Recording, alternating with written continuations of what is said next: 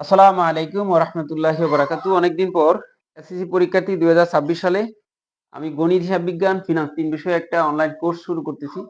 যারা অনেকে অলরেডি পড়তেছে প্রাইভেটলি, আগ্রহী থাকলে অবশ্যই যোগাযোগ করবা, এসএমএস করবা। আমি আজকে একটা অঙ্ক, গুরুত্বপূর্ণ একটা অঙ্ক করাবো। Short suggestion. এই বইটা আসলে খারাপ করে নাই। চ্যান্সেলর নামে একটা বই। এটাও ভালো। আমি যাতে একটা আর্থিক বিবরণী করাবো। গুরুত্ব সহকারে দেখবা।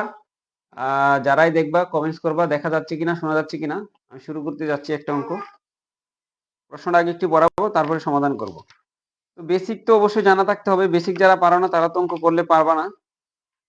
সেই জন্য আমার ইউটিউব চ্যানেল অনেক ভিডিও দেওয়া আছে, ওই ভিডিওগুলো দেখতে পারো, জেনুইন অ্যাকাউন্টিং একাডেমি। আমি আগে প্রশ্নটা একটু বলবো, তারপরে আমি আলোচনায় যাব অঙ্কটা নিয়ে।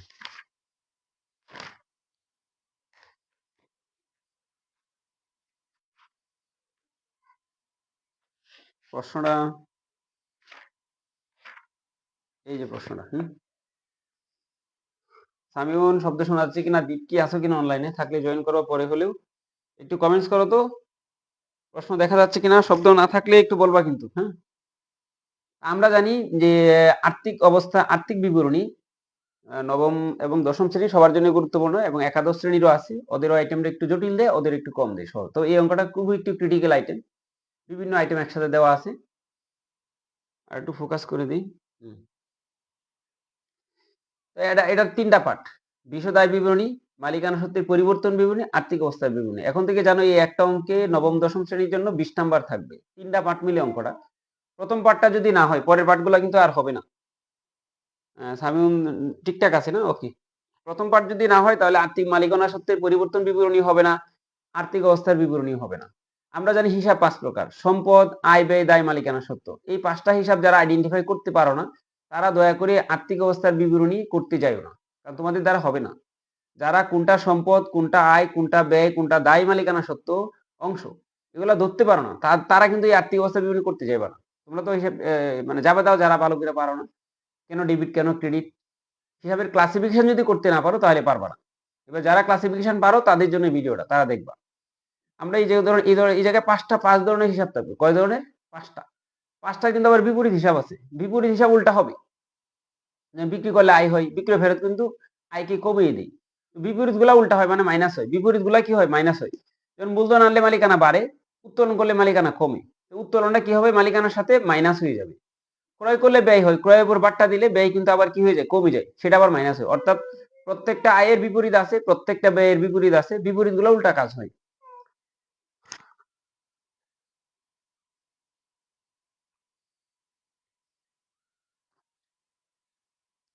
এবার আমরা একটু প্রশ্নটা পড়বো। প্রশ্ন পড়ার আগে আমাকে সমন্বয় করতে বলি তোমাদের। সমাপনী মজুত পণ্য 48,000 টাকা, বাজার মূল্য 5,000 টাকা বেশি, তার মানে বাজারের দাম কত? 53,000 টাকা। কিন্তু 53 না, যেটার দাম কম সেটা লিখতে হবে। 48,000 টাকা লিখবে। দেনাদার থেকে 1400 টাকা আদায়যোগ্য নয়। এই সমন্বয়ের যে অনাদায়ী পাওনা, সেটার নাম হলো নতুন অনাদায়ী পাওনা। তারপরে বলছে অবশিষ্ট দেনাদারদের উপর 5% অনাদায়ী পাওনা সঞ্চিতি রাখতে হবে। তো দেনাদার থেকে সকল কাজ করার পরে এই 5% দিতে হবে। তারপরে ছাপা ও মণিহারি 50% পরবর্তী বছরের জন্য রাখতে বলছে। তার মানে কি? পরবর্তী বছরের জন্য আমি ছাপা মণিহারি বাবদ যে পরিমাণ ব্যয় করছি সবটুকু টাকা এই বছর লাগে না। এটা তো মণিহারি সংক্রান্ত জিনিস, আমি অলরেডি ব্যয় করে ফেলছি। জিনিস যন্ত্রাংশ কেনা হয়েছে, ছাপা মণিহারি বাবদ যে ব্যয়টা হয়েছে এটা পরবর্তী বছরের জন্য অর্ধেক রাখতে বলছে। তার মানে সবটুকু এই বছর ব্যবহার করবো না, অর্ধেক অব্যবহৃত বলবো। বকেয়া খরচ আমরা জানি যোগ করতে হবে। বেতন ও মজুরি এটা পরিচালন ব্যয়ের মধ্যে লিখতে হবে, এবং বকেয়াটা যোগ করতে হবে। খাজনা ও কর এটাও বকেয়া এবং যোগ করতে হবে। স্থায়ী সম্পদের উপর অবচয় করতে হবে। মালিক কর্তৃক নিজ প্রয়োজনে ক্রয় মূল্য যদি পণ্য উত্তোলন বলতো, ক্রয় থেকে বাদ যাইতো, মূলধন থেকে বাদ যাইতো। যেহেতু বিক্রয় মূল্যে পণ্য উত্তোলন, বিক্রয়ের সাথে যোগ হবে, মূলধন থেকে বাদ যাবে। অলিখিত বিক্রয় দেনাদারের সাথে যোগ হবে, বিক্রয়ের সাথে যোগ হবে। সমন্বয়ে কোনো বিক্রয় মানে বুঝতে হবে এটা বাকিতে বিক্রয় হিসাবভুক্ত হয়নি যে বিক্রয়টা। ক্যাশ বাক্স হতে মূল্যহীন চেক পাওয়া গেল। এই চেকটা নগদের সামিল এবং এটা নগদ থেকে বাদ যাবে এবং বিবিধ ক্ষতি নামে বসবে অন্যান্য ব্যয়ের করে। একজন ক্রেতা নিম্নমানের জন্য 2,000 টাকা ফেরত পাঠিয়েছে, যা হিসাবভুক্ত হয়নি। তার মানে এই যে পণ্যটা আমি, যে কিনছিল সে আমাকে পণ্য ফেরত দিচ্ছে, তা আমি কি করছিলাম? পণ্য বিক্রি করছিলাম। তার মানে আমার জন্য কোন ফেরত? বিক্রয় ফেরত। এটা যেহেতু রেকর্ড করা হয়নি, তাহলে বিক্রয় থেকে বাদ যাবে, দেনাদার থেকে বাদ যাবে। যেহেতু ক্রয় মূল্য লেখা নাই, আমরা হিসাবভুক্ত না করলেও পারি। অথবা যদি আমরা এটা সমাপনী মজুত পণ্যের সাথে যোগ করি তাও কিন্তু অঙ্কটা হবে। যোগ না করলে হবে, ক্রয় করলে হবে। তো বলে দিব ক্রয় মূল্য উল্লেখ না থাকায় সমাপনীর সাথে যুক্ত করা হলো না, এটা বলে দিলে হবে একটা নোট দিয়ে। এই হলো সমন্বয়ের কাজ। সমন্বয়টা পড়ার পরে পরীক্ষা কিন্তু এত বড় অঙ্ক তোমাদের থাকবে না, 9-10 লেভেলে এত জটিল অঙ্ক দিবে না, আর কম দিবে। তো এটার মধ্যে যে কোনো 2-4টা আইটেম দিয়ে দিতে পারে, এই জন্য একটু জটিল শিখতে হবে, যেহেতু এই অঙ্কতে 20 নাম্বার থাকবে। কি কত নাম্বার থাকবে? 20 নাম্বার। এবার মূলধন আমরা জানি মালিকানা সত্ত্বে বসবে, উত্তোলন মূলধন থেকে মাইনাস হবে। তারপরে কি? হাতে নগদ, চলতি সম্পদ, হাতে নগদ, চলতি সম্পদ। তারপরে ব্যাংক জমা অতিরিক্ত, চলতি দায়, ব্যাংক জমা অতিরিক্ত, চলতি দায়। দেখো পড়াইতেছি, আঙ্গুল দিলে কি করে দেখো। ব্যাংক জমা অতিরিক্ত, চলতি দায়। ব্যাংক জমা অতিরিক্ত এতটুকু সময় দিতে হবে এবং মনোযোগ দিয়ে সবটুকু কথা শুনতে হবে কিন্তু। প্রাপ্য বিল, চলতি সম্পদ, প্রদেয় বিল, চলতি দায়। ডেবিটেও আছে, ক্রেডিটেও আছে। ডেবিট পাশেরটা প্রাপ্য বিল মানে চলতি সম্পদে যাবে, ক্রেডিট পাশেরটা প্রদেয় বিল মানে চলতি দায়ে যাবে। দেনাদার ডেবিট পাশেরটা চলতি সম্পদ এবং পাওনাদার ক্রেডিট পাশেরটা চলতি দায়। 8% ঋণ, এটা দীর্ঘমেয়াদী দায়ে যাবে। দীর্ঘমেয়াদী দায় ঋণ অঙ্কটা 24 সালে শেষ, কিন্তু ঋণটা করছি কবে? 1/10/2024, 1/10/2024। ঋণ কত? 12,000 টাকা। এই 8% সুদ ধরতে হবে। কয় মাসে সুদ হবে? 10, 11, 12, 3 মাসে সুদ ধরতে হবে। যেহেতু অঙ্কের মধ্যে কোনো ঋণের সুদ নাই, ধরে নিতে হবে 3 মাসের সুদ বকেয়া আছে। অঙ্কের মধ্যে যেহেতু ঋণের কোনো সুদ নাই, 3 মাসের সুদ বকেয়া আছে, এটা রেকর্ড করতে হবে। আরেকটা জিনিস মনে রাখতে হবে, ঋণের বকেয়া সুদ কিন্তু চলতি দায় এবং এটা অন্যান্য ব্যয়ে যাবে। বিনিয়োগের সেম কাজ, বিনিয়োগ নামে একটা কলাম হবে, দীর্ঘমেয়াদী বিনিয়োগ নামে একটা কলাম হবে। ওইটার অধীনে লিখতে হবে দীর্ঘমেয়াদী বিনিয়োগের টাকা বিনিয়োগ করছি কবে? 1/9/2024। তার মানে 9, 10, 11, 12, 4 মাসে সুদ হবে। কয় মাসের? 4 মাসে সুদ হবে। যেহেতু রেওয়া মিলে কোনো সুদ নাই, ধরে নিতে হবে এই সুদটা বকেয়া আছে। যেহেতু তারিখ আছে, পার্সেন্টেজ আছে, কাজ করতে হবে। আরেকটা বিষয় বলে দেই, এই তারিখগুলো অনেক পূর্বের তারিখ থাকতে পারে, মানে 1.5 বছর, 2.5 বছরের তারিখ। ধরো 1/9/2022 থাকতে পারে, 23 থাকতে পারে। যদি অতীতের কোনো তারিখ হয় তাহলে সর্বোচ্চ 1 বছরের কাজ করব, কারণ আমরা আর্থিক বিবরণী করি 1 বছরের জন্য। 1 বছরের বেশি সুদ কাউন্ট করব না। আগের স্থায়ী সম্পদ, স্থায়ী সম্পদে বসবে এবং অবচয় ধরতে হবে। কল কবজা যন্ত্রপাতি, এরাও স্থায়ী সম্পদ এবং অবচয় ধরতে হবে এবং স্থায়ী সম্পদের কোলনে এই দুইটা বসবে। বেতন, মজুরি, পরিচালন ব্যয়। যদি মজুরি ও বেতন হইতো বিকৃত পণ্য ব্যয়ের মধ্যে বসতো। বেতন ও মজুরি, পরিচালন ব্যয়। ছাপা ও মনিহারি, পরিচালন ব্যয় লিখবো। যেহেতু কাজ আছে, এটাতে একটা টান দিয়ে রাখবো, এটাতে টান দিব, এটাতে টান দিব। স্থায়ী সম্পদে বলছি না অপচয় আছে, যাদের সাথে কাজ আছে টান দিয়ে রাখবো। প্রাপ্য হিসাবে কিন্তু কাজ আছে, দেনাদারের সাথে অনেক কাজ আছে। আর মূল্যহীন চেক ছিল নগদ, তার সাথেও কাজ আছে। কাজ তার মানে টান দিয়ে রাখবো, মানে এটার কাজ আছে মনে রাখবো। ফাইনাল কলামে না লিখে মিড কলামে আটকায় রাখবো। কাজ না কর বকেয়া আছে, কাজ আছে। ডাক করে যে কোনো কাজ নাই। প্রারম্ভিক মজুত পণ্য, বিক্রিত পণ্য ব্যয়ের একদম মিড কলামে বসাবো। ক্রয় আমরা জানি ক্রয়ের সাথে কাজ, ক্রয়ের সাথে কি আছে? ক্রয় বাট্টা আছে, বিক্রয় বাট্টা আছে। বিক্রয়ের সাথেও কাজ আছে, একাধিক ক্রয়ের সাথেও কাজ আছে। ক্রয় বাট্টা ক্রয় থেকে বাদ দিব। জাহাজ ভাড়া শুল্ক, বিক্রিত পণ্য ব্যয়ের মধ্যে 5টা প্রত্যক্ষ ব্যয় আছে। ধরো আমি আমেরিকা থেকে পণ্য আনি বা যে কোনো বাহির থেকে পণ্য আনলে আগে আমদানি শুল্ক দিতে হবে, জাহাজ ভাড়া দিতে হবে, বন্দরে পণ্যটা জাহাজটা রাখতে হয়, বন্দর চার্জ বা ডক চার্জ দিতে হবে, বন্দর থেকে মাল খালাসের জন্য মজুরি খরচ দিতে হবে, তারপর নিজের বাসায় আনার জন্য পরিবহন খরচ হবে। এই জায়গায় সবগুলো নাই, শুধু জাহাজ ভাড়া ও শুল্ক আছে, একটা আছে, দুইটা আছে। অনাদায়ী পাওনা, এই রেওয়া মিলে যে অনাদায়ী পাওনা, এটা হচ্ছে পুরাতন অনাদায়ী পাওনা। রেওয়া মিলে একটা অনাদায়ী পাওনা সঞ্চিতিও আছে। আমরা এটা একটু আজকে অনাদায়ী পাওনাটা একটু ভিন্ন প্রেক্ষাপটে করাবো, আশা করি তোমরা এই জিনিসটা বুঝতে পারো, সহজ হবে। দুইটা সিস্টেমই তোমরা জানো, আমি দুইটা সিস্টেমই করাই। এটা মনে হয় একটু সহজ হবে, এটা ইন্টারমিডিয়েট লেভেলে এভাবে করতে হবে। পরিবহন মানে শুধু পরিবহন, এটা ক্রয় পরিবহন, আন্ত পরিবহন, এটা বিক্রিত পণ্য ব্যয়ের মধ্যে বসবে, কোনো কাজ নাই, ডাইরেক্ট মিড কলামে বসাবো। আর বিক্রয়ের উপর বারটা বিক্রয় থেকে বাদ দিব। আশা করি যারা মনে করো অঙ্কটা ভালো নিজেরা চেষ্টা করো, আমি তো সবটা বোঝানো হয়েছে। এই যে আমি প্রশ্নটা একটু রাখতেছি, স্ক্রিনশট নিয়ে তোমরা নিজেরা দেখো মিলে কিনা, পারো কিনা। পারার পরে সবটুকু ভিডিও দেখতে পারো। যেহেতু প্রশ্নটা বোঝানো হয়েছে, এবার আমি অঙ্কটা করে যাব। রাইট? তাহলে আমি সব ডিটেল লিখবো না, প্রথমে করবো বিশদ আয় বিবরণী। কোম্পানির নাম কিন্তু সবার উপরে লিখতে হয়। এই কোম্পানির নাম হচ্ছে প্রিয়ন্তী ট্রেডার্স। প্রিয়ন্তী প্রিয়ন্তী ট্রেডার্স।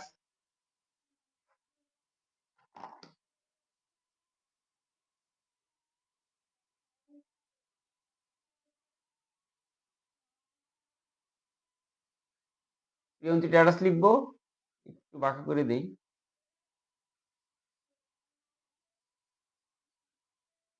কি লিখবো? বিশদ আয় বিবরণী।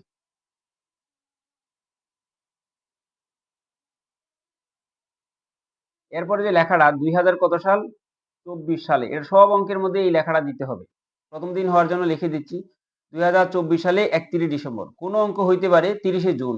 তো জুন হলে 30 জুন লিখবা। 2024 সালে 31 ডিসেম্বর তারিখে এই লেখাটা সবসময় সব জায়গায় সেম হবে। সমাপ্ত বছরের জন্য এই লেখাটা দিতে হবে। এবার বলছি বিশদ আয় বিবরণী করার জন্য টাকার কলাম কয়টা দিবা? 3 কলাম বিশিষ্ট হবে। এই যে ডান পাশ থেকে যত পিচ্ছি করে লিখতে পারো। বিবরণ টাকা টাকা, বিবরণ টাকা টাকা, বিবরণ টাকা টাকা টাকা। আমি তো একটু আগে পড়ে আসছি যে কি কি আইটেম আছে, তাই না? সোহান শেখ না? ওয়ালাইকুম সালাম। তাহলে আমাদের প্রথম কাজ কি? বিক্রয়। আমি কিন্তু প্রশ্ন আগে পড়ছি, ডাইরেক্ট অঙ্ক শুরু করি না। বিক্রয় কোন কলামে আছে, কোন জায়গায় আছে আমি আগে দেখে আসছি কিন্তু। বিক্রয়ের টাকাটা হলো তোমার, বিক্রয়ের টাকা বসে মিড কলামে, বিক্রয়ের টাকা বসে মিড কলামে। বিক্রয়ের টাকা হলো 1,20,000 টাকা এবং বিক্রয়ের সাথে কাজ আছে। বিক্রয়ের সাথে কি আছে? কাজ আছে। কি কি আছিল? অলিখিত বিক্রয়। অলিখিত বিক্রয় যোগ হবে। অলিখিত বিক্রয়ের পরিমাণ কিন্তু আগে বলে আসছি কত? 1,000 টাকা। যোগ করো। 1 লাখ কত হবে? 21,000 টাকা। যোগের কাজটা করে ফেললাম, তাই না? দেখা তো যাবে আশা করি। তারপরে বিক্রয় মূল্যে পণ্য উত্তোলন, এটাও কি হবে? যোগ হবে। বিক্রয় মূল্যে, যদি ক্রয় মূল্য বলতো ক্রয় থেকে বাদ দিতাম। বিক্রয় মূল্যে পণ্য উত্তোলন, বিক্রয় মূল্যে পণ্য উত্তোলন, বিক্রয় মূল্যে পণ্য উত্তোলন হলো 2,000 টাকা, সেটাও কি হবে? যোগ হবে। কত হবে? 1,23,000 টাকা। এবার বিক্রয় মূল্যে পণ্য উত্তোলন, তারপরে আছে বিক্রয়ের উপর বাট্টা। সোজা কথা বিক্রয় বাট্টা, বিক্রয় বাট্টা, বিক্রয় বাট্টা কত? 600 টাকা। এটা বাদ দাও। 1,22,000, 1,22,400 টাকা। তারপরে আবার কি ছিল? অলিখিত বিক্রয় ফেরত, অলিখিত বিক্রয় ফেরত। ওই যে ক্রেতা কর্তৃক যে পণ্য ফেরত দেওয়া হলো, অলিখিত বিক্রয় ফেরত কত টাকা? অলিখিত বিক্রয় ফেরত 2,000 টাকা। এই 2,000 টাকা বাদ দাও। বাদ দেওয়ার পরে বাইরে যে টাকাটা আসলো 1,20,400 টাকা, এটার নাম হলো নিট বিক্রয়। 1,20,400 টাকা, এটার নাম কি? নিট বিক্রয়। এই নিট বিক্রয়ের হেডিং আমাদের দেওয়া না দিলেও হবে, সমস্যা নাই। আমরা বিক্রয় দেওয়া শুরু করছি, এবার এই পর্যন্ত এটা কার্যক্রম শেষ। এবার আমরা করব, হেডিং দিতে হবে কি? বাদ দিতে হবে বিক্রিত পণ্যের ব্যয়। এই পর্যন্ত বুঝো নাই? কেউ আসো কিনা? দেখা যাচ্ছে তো না? দেখ, ওরে আরো পৃষ্ঠাটা একটু ছোট করতে হবে নাকি? বেশি বড় হয়ে গেছে।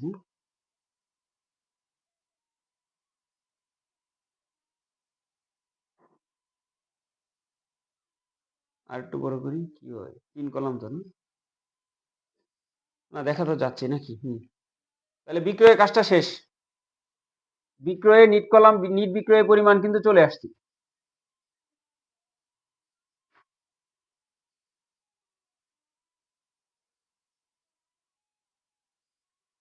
1,20,400 টাকা। এবার আমাদের কি লাগবে? বিক্রিত পণ্যের ব্যয়। হেডিং দাও, এই জায়গায় বাদ দিবা। তোমাদের পরীক্ষা 9, 10 লেভেলে এতগুলো একসাথে থাকবে না, কিন্তু যে কোনো 2-1টা দিতে পারে। এই জন্য একটু করতে চেষ্টা করো। বিক্রিত পণ্যের ব্যয়। প্রথমে সারা জীবন প্রথমে কি বসবে? প্রারম্ভিক মজুত পণ্য। আমি কিন্তু প্রশ্নটা আগে পড়ে নিছি, প্রশ্নটা আগে পড়ে নিছি। প্রারম্ভিক মজুত পণ্যের পরিমাণ কত? 15,000 টাকা। এবং এই প্রারম্ভিক মজুত পণ্যের সাথে কোনো কাজ না থাকার কারণে প্রারম্ভিক মজুত পণ্য মিড কলামে বসবে। তারপর লিখবে কি? ক্রয়। ক্রয়ের টাকাটা কত ছিল? ক্রয়ের টাকা হলো 67,000 টাকা। যেহেতু কাজ আছে তাহলে ক্রয় লিখতে হবে প্রথম কলাম। তার থেকে বাদ দিতে হবে কি? ক্রয় বাট্টা বাদ দিতে হবে। ক্রয় বাট্টাটা কত? 2,000 টাকা। বাদ দিলে বাইরে আসবে কত? 65,000 টাকা। এরপরে বলছিলাম এই বিক্রিত পণ্য ব্যয়ের অধীনে ক্রয় এবং প্রারম্ভিক মজুত পণ্য ব্যতীত আরো সরাসরি প্রত্যক্ষ ব্যয়ের সাথে জড়িত 5টা ব্যয় আছে। কয়টা? 5টা ব্যয়। এই 5টা এই অঙ্কের মধ্যে পাই না। পাইছি কয়টা? 2টা পাইছি। একটা জাহাজ ও শুল্ক পাইছি, আর একটা পরিবহন পাইছি। তার মানে 2টা ব্যয় পাইছি। কয়টা পাইছি? 2টা। একসাথে 2টা নাম দিয়েছে, জাহাজ ভাড়া ও শুল্ক একসাথে। এটা আলাদা আলাদা আসতে পারে, কিন্তু একসাথে দিছি। জাহাজ ভাড়া ও শুল্কর টাকা হলো 2,500 টাকা। আর পরিবহন কত? শুধু পরিবহন, ক্রয় পরিবহন, আন্তঃপরিবহন। পরিবহন একটা শব্দের 3টা নাম। ক্রয় পরিবহন, আন্তঃপরিবহন, শুধু পরিবহন মানে এই জায়গায় আসবে, মনে রাখতে হবে। এবং সেটার পরিমাণ হলো 2,800 টাকা। তাহলে এই 4টা ব্যয় আগে যোগ করো। 65,000 আর হলো 15,000, 80,000। 80, 84, 85,300 টাকা। কত? 85,300 টাকা। 85,300 থেকে বাদ দিতে হবে কি? সমাপনী মজুত পণ্য বাদ দিতে হবে। আমরা জানি সমাপনী মজুত পণ্যের মধ্যে যেটার দাম কম হবে সেটা বাদ যাবে। সমাপনী মজুত পণ্যের দাম কত? 48,000। বললো বাজার মূল্য কত? বাজার মূল্য 5,000 টাকা বেশি। তার মানে বাজারের দাম কত জানো? বাজার মূল্য হলো 53,000 টাকা। বাট আমরা কাজ করবো কোনটা দিয়ে? আমরা কাজ করব এই যে 48,000 টাকা দিয়ে। বাজার মূল্য যে 5,000 টাকা বেশি, এটা কোনো কাজ হবে না। মনে থাকবে? প্রশ্নটা কিন্তু আমি আগে পড়ে নিছি। তাহলে বাজার মূল্য 48,000 বাদ দাও। বাজার মূল্য না, ক্রয় মূল্য, যেটার দাম কম সেটা লিখতে হবে।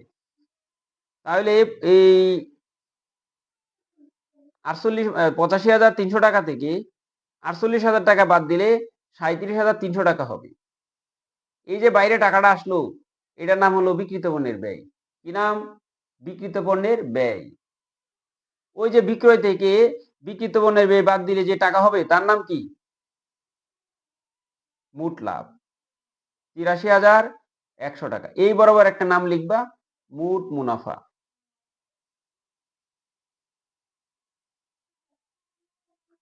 মোট মুনাফা থেকে কি বাদ দিতে হবে? মোট মুনাফা থেকে পরিচালন ব্যয় বাদ দিতে হবে। মোট মুনাফা থেকে পরিচালন ব্যয় বাদ দিতে হবে। পরিচালন ব্যয় কোনগুলা? যেসব ব্যয়গুলা কোম্পানিতে নিয়মিত সংঘটিত হয়। এগুলা দেখা মাত্রই আমরা বুঝতে পারবো যে কোন কোন ব্যয়গুলা পরিচালন ব্যয়।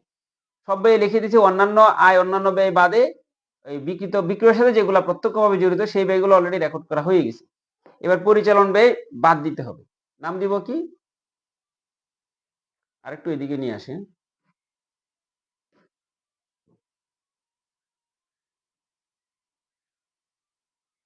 বাদ দিব পরিচালন ব্যয়। দেখা তো আশা করি যাবে না।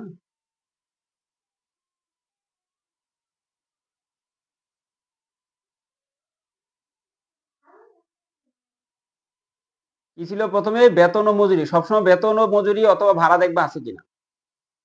যেহেতু বেতন ও মজুরি, বেতন নামটা আগে এই জন্য পরিচালন ব্যয় লিখছি। যদি মজুরি ও বেতন হইতো তাহলে বিক্রিত পণ্য ব্যয়ের মধ্যে লিখতাম, রাইট? এবার আসো, বেতন ও মজুরি টাকাটা কত ছিল? বেতনের টাকা ছিল 20,000 টাকা। বকেয়া ছিল কত? 2,000 টাকা। আমরা কিন্তু আগে পড়ে আসছি। যদি সব পরিচালন ব্যয়ের কোনো আইটেমের সাথে সমন্বয়ে কাজ করতে হয় তাহলে এটা প্রথম কলামে লিখতে হবে। 20,000 এর সাথে বকেয়া 2,000 টাকা যোগ করো। 2,000 যোগ করলে বাইরে যাবে কত? 22,000 টাকা, রাইট?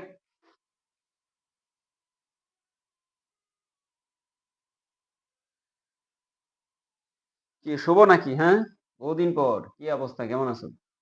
22,000 লিখছি পরিচালন ব্যয়। প্রশ্নটা কিন্তু আমি আগে পড়ছি, কোনগুলা পরিচালন ব্যয়ে যাবে সেগুলা কিন্তু আগে আমি পড়ে আসছি। আবার এদিকে 3 কলাম দাও। যেহেতু অঙ্কটা একটু বড়, এত বড় অঙ্ক না তোমাদের কিন্তু আসবে না, কিন্তু এই জায়গায় যে কোনো একটা আইটেম তোমাদের দিয়ে দিতে পারে। চলমান পৃষ্ঠা লিখে দিয়ে আমরা কাজ করতে থাকবো। চলমান পৃষ্ঠা। বিক্রয়ের পরে কি আছে? বিক্রয়ের পরে আমরা ধারাবাহিকভাবে নামগুলা লিখতে থাকবো। কি কি আছে?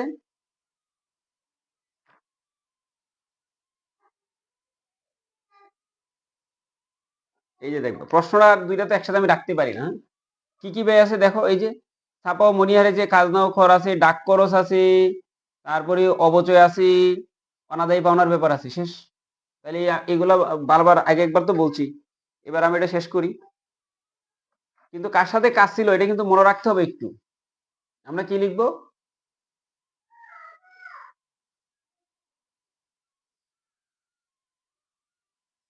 ছাপা ও মণিহারি পরিমাণটা কত? ছাপা ও মণিহারির সাথে অর্ধেক বলছিল পরবর্তী বছরের জন্য ট্রান্সফার করতে হবে। তো ছাপা ও মণিহারি ছিল 2500, অর্ধেক পরবর্তী বছরের জন্য। তার মানে কি? অর্ধেক তুমি ব্যবহার করো নাই, তার মানে অব্যবহৃত 1225, 1250। 2500 থেকে 1250 বাদ দিলে বাইরে কত আসবে? 1250। এরপরে কি বলছিলাম? খাজনা ও কর আছে। খাজনা ও কর, খাজনা ও করের পরিমাণ হলো 3000 টাকা। খাজনা ও কর ছিল কত? 3000। কিন্তু খাজনা করে কি ছিল? বকেয়া ছিল। আমি কিন্তু মার্ক করে রাখছিলাম। বকেয়া কত? 400। যোগ করলে বাইরে কত আসবে? 3400 টাকা। এরপরে আমাদের ছিল ডাক খরচ। যেহেতু ডাক খরচের সাথে কোনো কাজ ছিল না, সরাসরি লিখবো। ডাক খরচের পরিমাণ কত? 700 টাকা। সরাসরি মিট কলাম, যেহেতু কাজ নাই। মনে রাখতে হবে কিন্তু যেসব আইটেমের সাথে কোনো কাজ থাকবে না সরাসরি মিট কলামে বসাবো। তারপরে ডাক খরচের পরে কি লিখবো? অনাদায়ী পাওনার কাজটা করতে পারো অথবা আসবাবপত্রের অবচয় লিখো। আসবাবপত্রের, ওরা কিন্তু আসবাবপত্রের অবচয় বলে নাই, বলছে কি স্থায়ী সম্পত্তির উপর অবচয়। আসবাবপত্রের পরিমাণটা ছিল কত?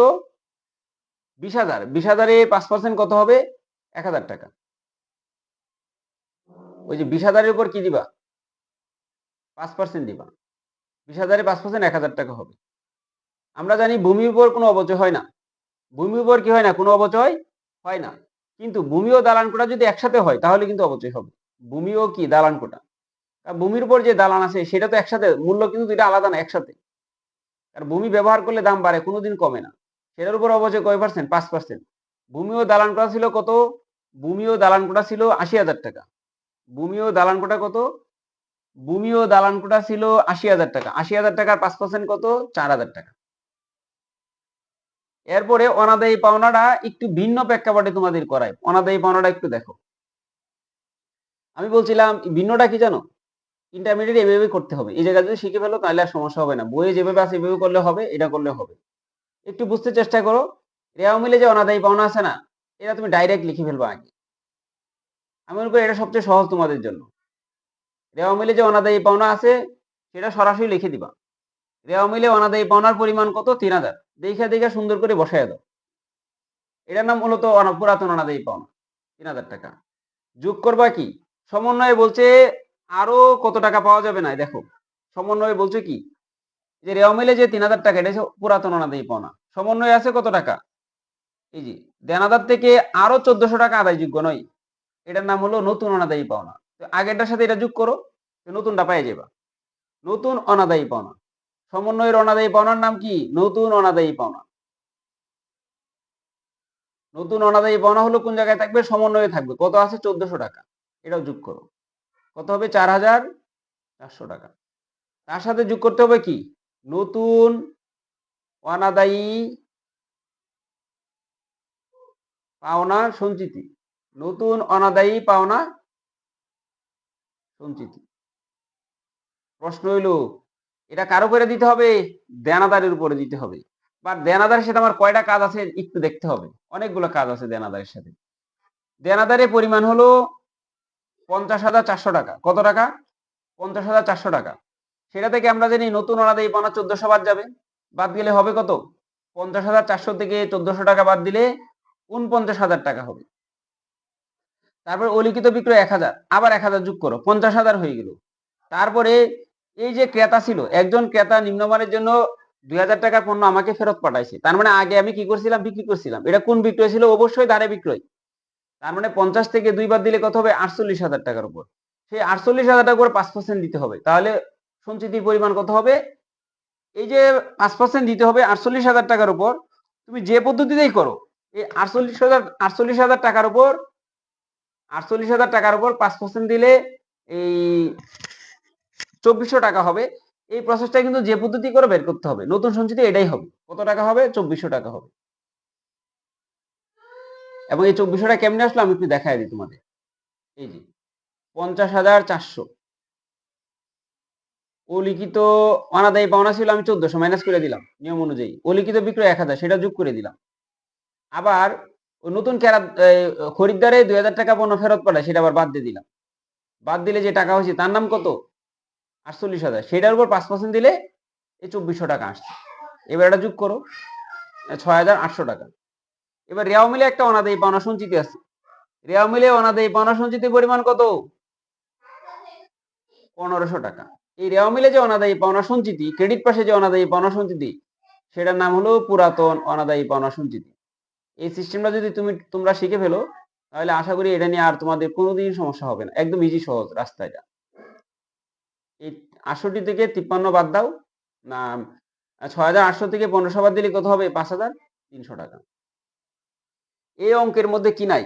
এই অঙ্কের মধ্যে সরাসরি কোনো প্রত্যক্ষ ব্যয় নাই, পরিচালন ব্যয় কোনোটা বাদ পড়ে নাই, যে আমি লিখি নাই। দেখতে হবে পরিচালন ব্যয় কোনোটা বাদ পড়ে নাই। ঋণের সুদ, অন্যান্য ব্যয়, বিনিয়োগের সুদ, অন্যান্য আয় যাবে।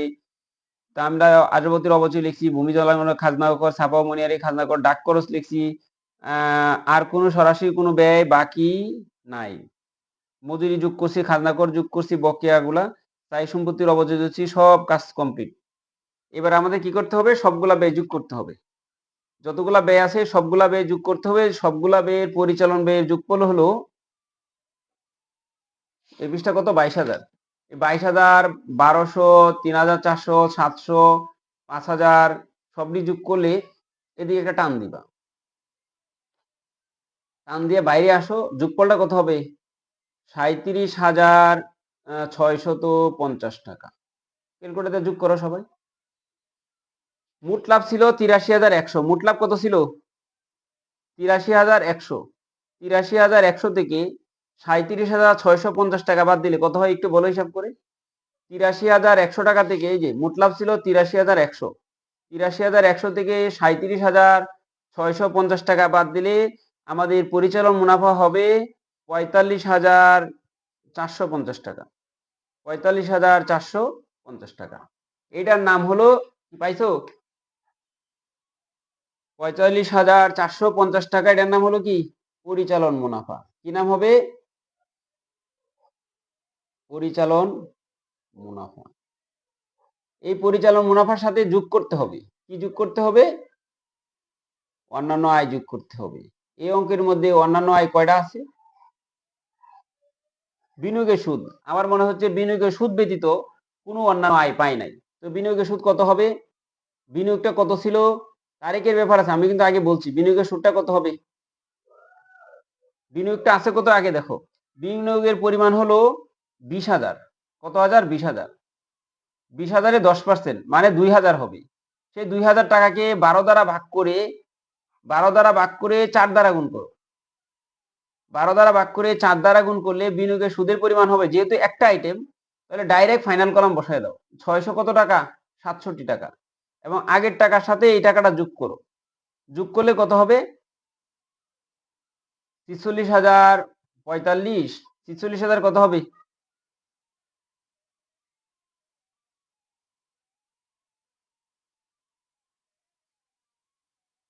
46,167 টাকা। তার সাথে আবার কি করতে হবে? অন্যান্য ব্যয় বাদ দিতে হবে। অন্যান্য ব্যয় কি করবা? বাদ দিতে হবে অন্যান্য ব্যয়। অন্যান্য ব্যয় কি আছে? ঋণের সুদ। কলমের কালি শেষ হয়ে যায়। অন্যান্য ব্যয় কত আছে? ঋণের সুদ। আরে ঋণের সুদ, ঋণের সুদ কত? ঋণটা ছিল 8%। 1, 10, 10, 11, 12, 3 মাসের সুদ হবে। ঋণের পরিমাণ 12,000। 12,000-এর উপর কি করতে হবে? 8%। 12 দ্বারা ভাগ করে 3 দ্বারা 12 দ্বারা ভাগ করে 3 দ্বারা গুণ করো। তাহলে 12,000 টাকার উপর 8% করো। 12,000 টাকার উপর 8% করে 12 দ্বারা ভাগ করে 3 দ্বারা গুণ করলে সুদের পরিমাণ হয় কত টাকা? 240 টাকা। তারপরে আছে কি? মূল্যহীন চেক। এটার নাম দিতে পারো বিবিধ ক্ষতি। মূল্যহীন চেক ছিল কয় টাকা? 500 টাকা। 240 আর 500 টাকা বাদ দিলে কত হবে যোগ করলে? 740, এটা মাইনাস হবে। 46,167 থেকে 740 টাকা মাইনাস করলে নিট মুনাফার পরিমাণ হবে 45,377 টাকা। 45,377 টাকা। এটার নাম কি? নিট মুনাফা। নিট মুনাফা। আশা করি এটা ক্লিয়ার। এটা নিয়ে কারো কোনো প্রশ্ন থাকবে না। 45,167, হ্যাঁ ওটা তো হয়েছেই। 46,167 সাথে 740 টাকা মাইনাস করো, মাইনাস করলে হবে 45,377 টাকা। এটার নাম হলো নিট মুনাফা। এবার আসো মালিকানা সত্ত্বের পরিবর্তন বিভিন্ন একটু করে দিই। কোম্পানির নাম সে আগে লিখবে, প্রিয়ন্তী। আব্বু না চুপ থাকো। প্রিয়ন্তী ট্রেডার্স। নাম হবে কি? পরীক্ষা যেমনি থাকবে, যদি বলে মালিকানা সত্ত্ব বিবরণী করো তাহলে বিবরণী করবা, আর যদি বলে না মালিকানা সত্ত্বের পরিবর্তন বিবরণী, মালিকানা সত্ত্বের মানে পরীক্ষা যেমনি নাম থাকবে এমনি দিবা। আর এই জায়গায় সেম লেখা দিতে হবে। 2024 সালের 31 ডিসেম্বর তারিখে সমাপ্ত বছরের জন্য। এবার আবার এটা 2 কলাম বেশি একটা, এটা অল্প হবে। 2 কলাম টাকার গড় করো।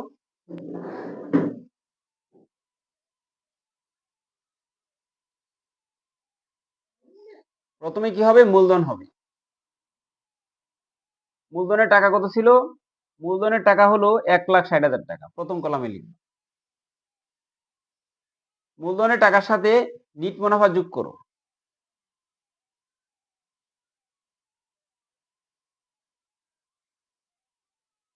নিট মুনাফা কত আসছিল? 45,377। 45,377 টাকা। 45,377 যোগ করলে কত হবে? 60 সাথে 40 যোগ করলে 1 লাখ। 2,05,300 কত টাকা? 77 টাকা। তার সাথে বাদ দিবা কি? পণ্য উত্তোলন বাদ যাবে।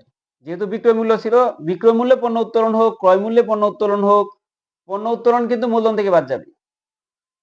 বিক্রয় মূল্য কি হয়? বিক্রয় মূল্য যদি পণ্য উত্তোলন করে তাহলে আমাদের বিক্রয়ের সাথে কি যোগ করতে হয়? 2 লক্ষ কত হবে? 3,377। তার সাথে বাদ দিতে হবে কি? শুধু উত্তোলন। সেই উত্তোলন করেছিল রেওয়া মিলে ছিল, এবং সেটার পরিমাণ কত? 21,000 টাকা।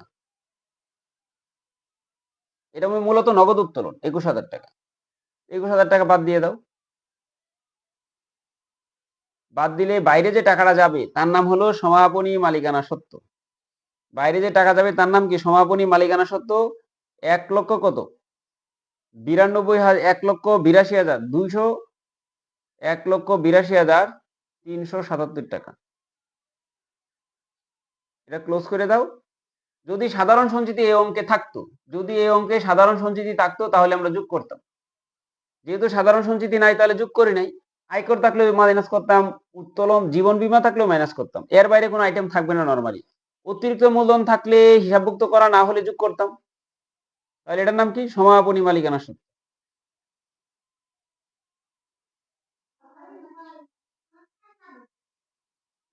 শেষ। এবার আসো এই প্রিয়ন্তী কোম্পানি, একটা গুরুত্বপূর্ণ অঙ্ক। সবটুকু অঙ্ক আমি আশা করি শেষ করে দিচ্ছি। এটা আর্থিক অবস্থার বিবরণী। আর্থিক বিবরণী হলো অধ্যায়ের নাম। এটা কি হবে? আর্থিক অবস্থার বিবরণী। কত সাল দিবা? এই যে সেম দিবা 2024 সালের 31 ডিসেম্বর। আগেটি ছিল সমাপ্ত বছরের জন্য, এই জায়গায় 31 ডিসেম্বর তারিখই।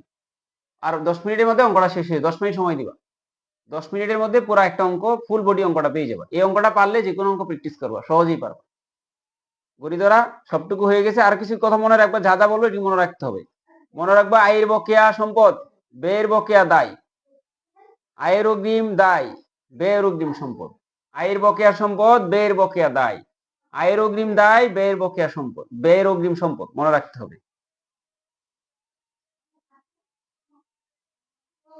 আর্থিক বিবরণী যে কনসেপ্টটা, এটা মূলত কোত্থেকে আসছে জানো? এই যে এ সমান এল প্লাস ওই, এ সমান এল প্লাস ওই যে কনসেপ্ট, এটা থেকে আর্থিক বিবরণী, আর্থিক অবস্থার বিবরণী করা হয়। এ সমান এল প্লাস ওই, এই জায়গায় সম্পদ বসে। প্রথমে কি সম্পদ বসে? সম্পদের 4টা ভাগ আছে। কয়টা ভাগ? 4টা ভাগ। কি কি মুখস্থ করো? স্থায়ী সম্পদ, দীর্ঘমেয়াদী বিনিয়োগ, চলতি সম্পদ, মৌলিক সম্পদ। এই 4টা নাম মনে রাখবা। প্রথমে কি হবে? স্থায়ী সম্পদ হেডিং দিতে হবে। আমরা দেখে আসছি স্থায়ী সম্পদ কয়টা পাইছি? 2টা। একটা ছিল আসবাবপত্র। মনে রাখতে হবে আসবাবপত্রের পরিমাণ ছিল 20,000। যেহেতু আইটেম একাধিক, প্রথম কলামে লিখতে হবে মাইনাস পুঞ্জীভূত অবচয়। এবার একটা প্রশ্ন আছে, এই যে পুঞ্জীভূত অবচয় 20,000 এর 5% 1,000 টাকা ছিল, রেওয়া মিলে কোনো পুঞ্জীভূত অবচয় নাই। যদি থাকতো, রেওয়া মিলের অবচয়ের সাথে নতুন যে 1,000 টাকা অবচয় ধরলাম যোগ করে মাইনাস করতাম। যেহেতু রেওয়া মিলে নাই, সরাসরি 1,000 টাকা এই জায়গায় মাইনাস করে দিব। মাইনাস করে বাইরে কত লিখবো? 19,000 টাকা। এরপরে লিখতে হবে ভূমি ও দালান কোটা।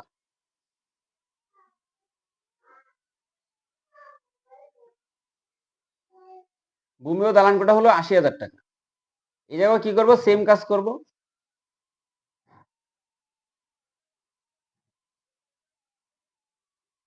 পুঞ্জীভূত অবচয় আসছিল 4,000 টাকা। 80,000 টাকা 5% 4,000 টাকা হয়। মাইনাস করো, বাইরে যাবে 76,000 টাকা। আমরা অঙ্কটা তো আগেই পড়ছি, স্থায়ী সম্পদ 2টাই ছিল। তো এই 76 এর সাথে 19,000 যোগ করলে কত হবে? 95,000 টাকা, তাই না? শেষ এটা।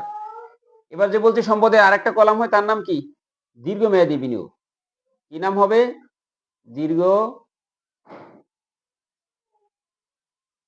দীর্ঘমেয়াদী বিনিয়োগ।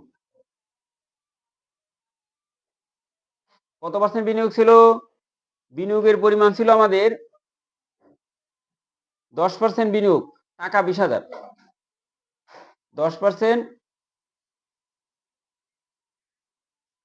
টাকা 20,000 একদম ফাইনাল কলামে বসবে।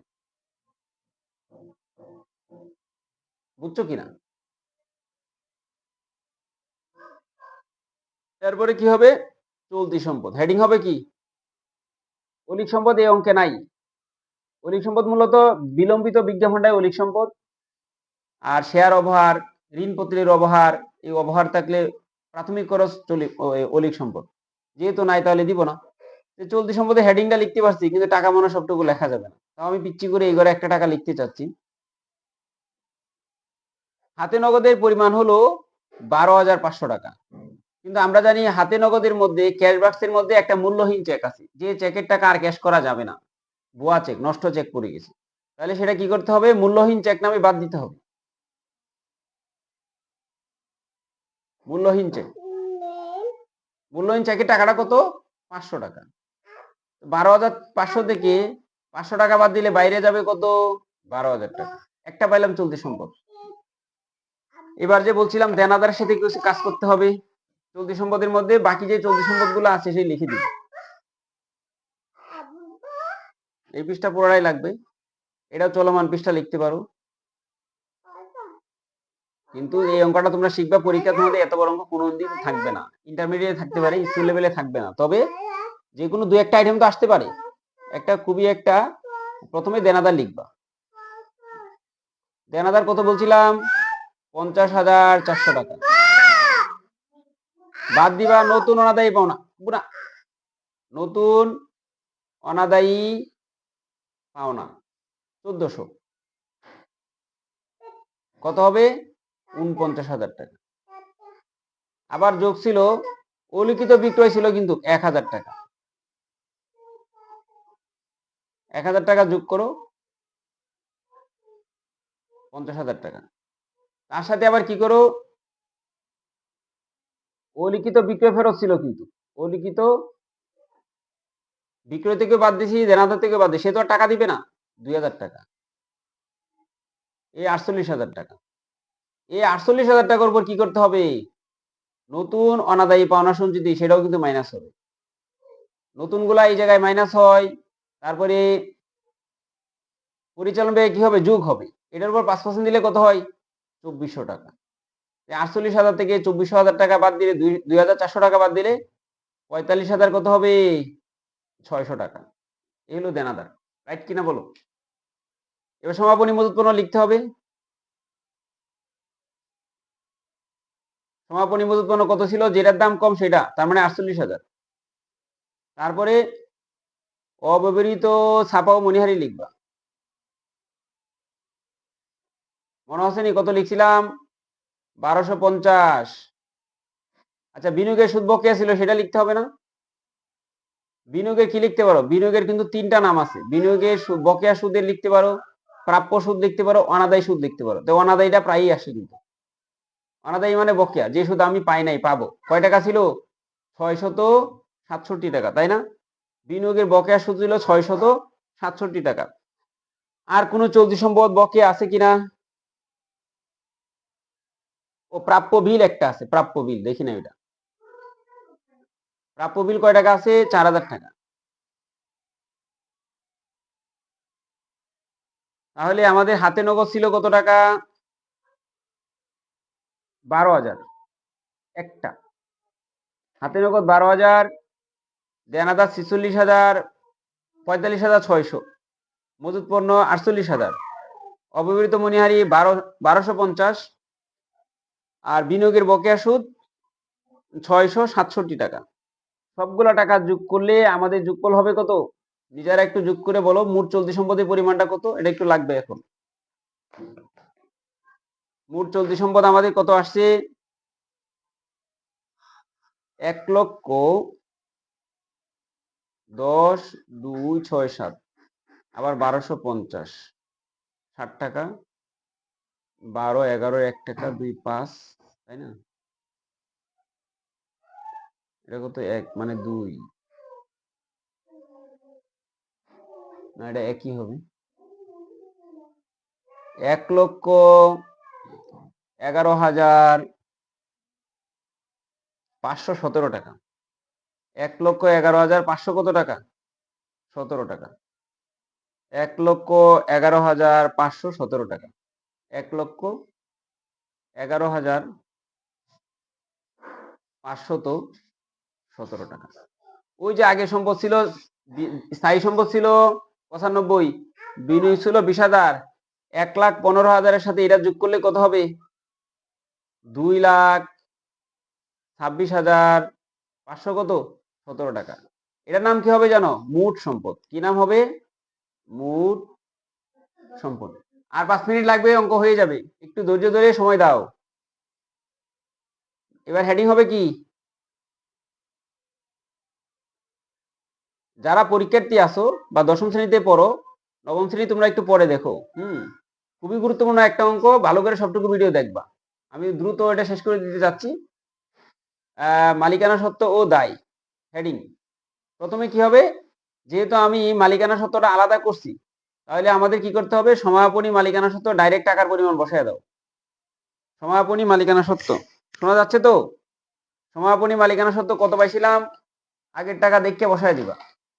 1,82,377, 1,82,377 টাকা।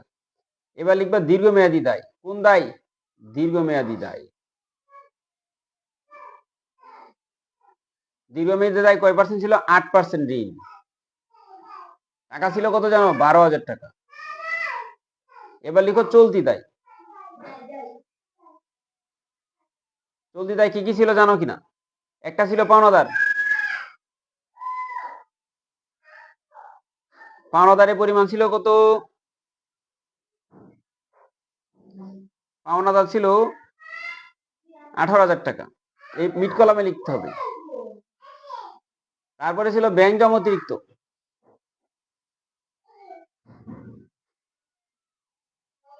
ব্যাংক জমা অতিরিক্ত ছিল 8,000 টাকা।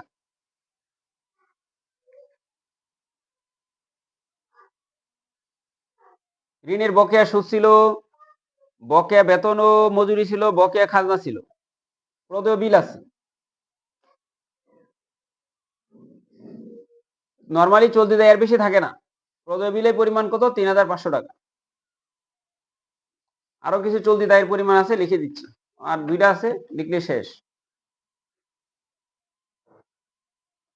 কি কি ছিল মনে আছে তো? ঋণের বকেয়া সুদ, ঋণের বকেয়া সুদ কত? 240 টাকা। তারপরে কি ছিল? বকেয়া বেতন ও মজুরি কত টাকা? 2000 টাকা। আরেকটা কি ছিল? বকেয়ার আরেক নাম কিন্তু প্রদেয়, খাজনা ও খর। কত টাকা? 400 টাকা। তার মানে মোটমাট আমাদের বকেয়া চলতি দায়ের পরিমাণ হলো মোট 6টা। এই 6টার যোগফল কত? টান দাও, যোগ করো। 32,240 টাকা। 32,240 টাকা। এবার সবগুলা যোগ করো। সবগুলা যোগ করলে যোগফল আগের সাথেই দেখো মিলছে কিনা। 2,26,517 টাকা। এটার একটা হেডিং আছে, নাম কি জানো? মালিকানা সত্ত্ব মোট দায়।